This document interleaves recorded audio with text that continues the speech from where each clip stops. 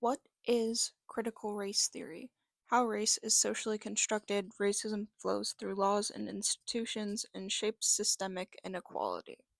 Foundation. Critical race theory is an intellectual and legal framework that examines and discusses how race and racism are embedded in laws, policy, and institution.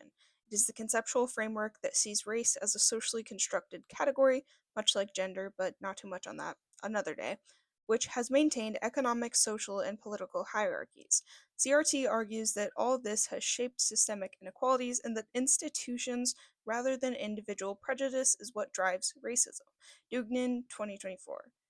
The main tenets of this theory are intersectionality, structural racism, how laws and policies produce racially disparate definition, essentially differing in kind, not allowing comparison, or containing elements very different from one another, outcomes, even when appearing neutral, and the use of storytelling and counter narratives to challenge the dominant perspectives. Wikipedia Contributors 2019a. And while I don't think that it is necessary to dive into the entire history of the term, I do think it is important to mention that it started from the CLS, or Critical Legal Studies movement. What this study aimed to do was dedicate itself to the examination of how laws and legal institutions are/were serving the interests of the wealthy at the expense of the poor. CLS was an offshoot of a Marxist-oriented critical theory. Both CLS and CRT believe that political liberalism is incapable of adequately addressing the fundamental problems of injustice. Dugnan, 2024. A video I found that more accurately describes the flaws in a liberalist approach to liberation definition: the act of setting someone free from imprisonment, slavery, or oppression, release, is "Are you actually revolutionary or just performative?"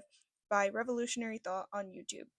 Basically, ignoring either or both class and identity in regard to fixing systemic problems is not going to work. Race as a social construct.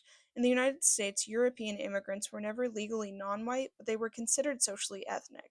Rogers, 2025.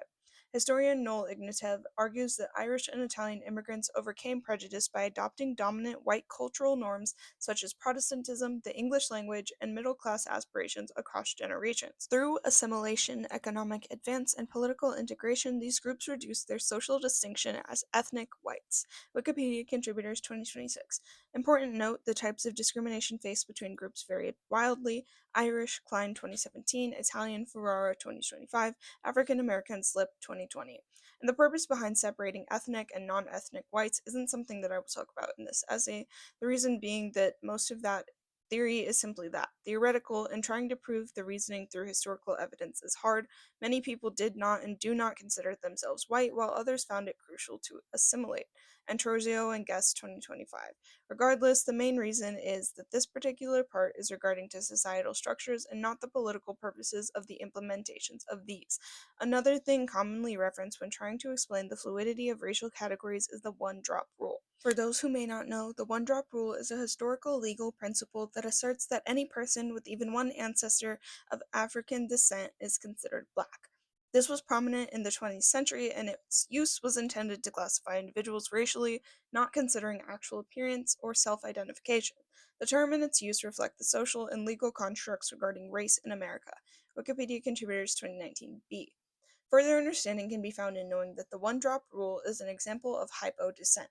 Hypo-descent is a racial classification that assigns mixed-race children to the socially subordinate or inferior racial group. In simpler terms, hypodescent places persons born of parents in different racial groups as belonging to the group considered lower in status. Hypodescent definition, rule, and example video 2026. Looking at these examples and thinking about how even the census doesn't seem to categorize people accurately on the societal classifications we have created, and Trezio and Guest 2025, it becomes pretty easy to recognize race as a societal construct. I think people get kind of scared and confused when you place the statement blank is a societal construct in front of them. Perhaps some people believe that if we classify the boxes that they found fit comfortably as arbitrary definition based on random choice or personal whim rather than any reason or real system categorization, then they will no longer be able to classify themselves that way. The truth is that most people fear change and often don't understand that when we make things accessible to the least of us, it makes things a lot better for the collective. When we recognize and accept that the system of classification is arbitrary, it gives us more freedom to decide how we personally would like to classify ourselves, even if that means entirely rejecting classification. Political hierarchies plus us versus them rhetoric equals subjugation. Political hierarchies have embedded systems of domination. I already used the example towards the end of my writing, but if you know Assassination Classroom, that is an easy to understand example. The hierarchies imposed are not naturally occurring, but rather engineered and maintained through the stratification, definition, arrangement, or classification of something into different groups of race, class, caste, ethnicity, and so on, using both overt definition done or shown openly and covert definition not openly acknowledged or displayed mechanisms. These systems uphold the control and marginalization of subordinate groups. Bates and Huerta, 2023. In simplest terms, political hierarchy is put in place, reinforced through the us versus them rhetoric of scaring people away from associating with lesser persons, and actively maintains the subjugation of all individuals. The concept of no one is free until we're all free maintains its driving point here. When we reinforce the systems by maintaining our fear of what's different, we end up losing out on a lot of the freedoms of being a unique individual. Systemic racism versus individual prejudice. This is where the most difficult part of the conversation is had. Individual prejudice helps reinforce the structures, but the system creates the framework that denies any and all support without sacrificing significant pieces of yourself. The argument here isn't whether individual prejudice has an impact, everything you do has an impact. The argument is that systemic racism plays a much more influential role in the upholding of racism.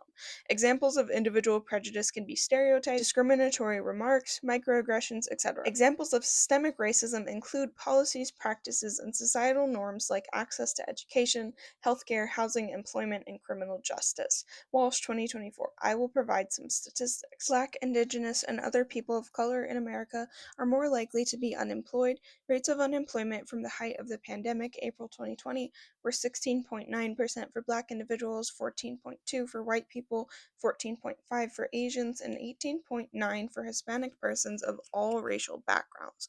Shortly after the market crash of '08, March 2010 specifically, rates were 16.8% for Black people, 8.9% for white persons, 7.6% for Asian individuals, and 12.9% for Hispanics of all racial backgrounds. Rates were worse for women of each race/ethnicity. This is an example of intersectionality. United States unemployment rate by race and ethnicity and gender 2026. The CDC released data that showed that maternal mortality rates were more than 3 times worse among Black moms, with 44.8 in every 100,000 live births and 14.2 among white moms. Smith, 2026. Furthermore, the preterm birth rates, percentage of babies born before 37 weeks indicating potential health risks, and infant mortality rates were significantly worse among Black moms. March of Dimes, 2024. Not to mention the rates of suspension from school, which influence the school to prison pipeline, rate of incarceration, differences in sentencing, redlining, workplace discrimination, and on and on. Phoenix Rising Center's editors, 2023. If you don't see how racism is systemic and how that affects daily life, I can't do any more to open your eyes. I know that we can sit here and theorize and quote statistics and articles back and forth all day, but if you don't at least try to see the impact that these things have on brilliant young minds, I do. Being able to see somebody that looks like you in the media is a baby step in this movement. Being able to say that your race didn't play a role in your ability to find housing, to get adequate and informed healthcare, and to impact your ability to move up in the world is the goal for everyone. Intersectionality. Often people don't seem to understand that the main defining factor in oppression very well may be the class struggle. But even more often, people don't realize that the identity or the boxes we fit into play just as important a role in our ability to fend for ourselves against a tyrannical regime. When I stated that different types of protests work for different people, that was just the surface of it. When I dug a little deeper with the unemployment rates, that still didn't really fully grasp it. The most common focus in terms of overlap and intersectionality tends to be gender and race/ethnicity. Let's explore a little bit more. One example is a term coined to describe the media's hyperfixation with white women who go missing, missing white woman syndrome. The media coverage is disproportionate across races. Wikipedia Contributors 2020. People who are disabled and part of the LGBTQ community are often just seen as disabled. A lot of the time, persons with disabilities are viewed as without sexual desire due to their disability. People who are Black and gay face higher rates of discrimination both in and outside of their communities There is an upheld hierarchy in the LGBTQ community due to this that shouldn't be ignored. Women with mental illnesses being underdiagnosed, misdiagnosed, or taking significantly longer to receive diagnosis is the intersection of gender and disability. Essentially, any overlap between race, ethnicity, social class, religion, nationality, gender, sexuality, and ability can cause varying degrees of discrimination. Drew, 2022. It's a strange and perhaps not the best example, seeing it as it divided based on meme concepts, but the black solo polyamorous hijabi amputee takes the cake in terms of intersectionality. Wheatston, 2024. If it helps you understand the concept better, then its use isn't dumb. Common misconceptions. I want to address this conversation respectfully by noting that a healthy level of skepticism is necessary in navigating uncertainty in the world, but still note that blatantly ignoring the systems that allow one person to move more easily while others struggle to stay above water is an odd hill to die on. People who make fun of those who believe in critical race theory sometimes bring up several concerns that would hold some weight if they weren't easily debunked. However, to know your argument better, it is best to know the other side of it. Some of the things said regarding why CRT is bad are: it blames individuals, teaches only black history, claims the US is irredeemable, promotes guilt or shame among white people, and is a recent or politically driven concept. Important clarifications. Firstly, CRT examines structural and systemic racism, not individual morality. The idea of being a product of society doesn't mean harmful actions are immediately forgivable, but it does mean that with attention and positive action, some things from some people may be forgiven. Some actions are irredeemable and you must live with them forever, but most people aren't at that point or level of depravity. Following that, CRT is an academic and legal framework and not a K through 12 curriculum. The idea isn't simply to teach a history lesson and remove white people from the equation. That wouldn't address the root issue. Focusing on understanding the complex and multifaceted role that each version of history has played in harming each person is the first step in developing community-wide growth. Next, the main purpose is to identify the inequalities and promote reform, not assign guilt. If you feel guilty about your actions, that is your subconscious telling you something. Lastly, CRT is an established academic frame that analyzes power and inequality. It isn't brand new and it isn't pushing a political agenda. The focus is sovereignty for all through active recognition and reform. If this sounds like the theory is promoting some idea of the lack of redeemability, we may have two completely different concepts of the word. This thing people do where they always imagine running away when the country comes to a catalyst moment is incredibly damaging. I'm scared constantly. I don't know what my reproductive rights will be in 2 years, let alone 10. But if I just choose to give up and stop putting my ideas out there, my positivity, then the world loses some of its opportunities to progress. Relative to the same sentiment I expressed recently of if everyone believes one person can do nothing, they can't, but if one person believes they can do something, they can. I don't know what that change will look like. In my lifetime, I have not seen or experienced a drastic change in society or structure. Still, I hold hope for the day that we all get to live in peace. The term woke. The term woke or stay woke originated in African American Vernacular English, or AAVE, and its purpose was to remind people to maintain awareness of racial injustice. The term has evolved into a broader term for social awareness and political consciousness. Huff, 2025. However, more recently, the term has been used to shame individuals for thinking too deeply or looking too closely into concerns. The phrase too woke has been splashing across my feed increasingly in the last year or so. And as always, I find it points to the general lack of empathy and community among my generation and many others. I'm not sure how or where exactly it was lost. You see, I cannot pinpoint a feeling, a thing, an energy that never surrounded me. Figuring out my own sense of empathy for the very first time was difficult in a way that I find impossible to describe. When you've been hidden in the dark for so long by the forces that be, the very thing that allows you to exist in the manner which you do, and you finally understand how exactly those things work, it crumbles the foundation you once stood on. While in no manner do I wish I could go back to the version of me before I knew of the injustices I've learned slowly, day by day, I do wish it were easier to organize the thoughts, the actions, the history, the movements, and so on. It isn't easy to hear, nor is it easy to grapple with, but because of that, I can't even begin to imagine the weight it is to live in/under.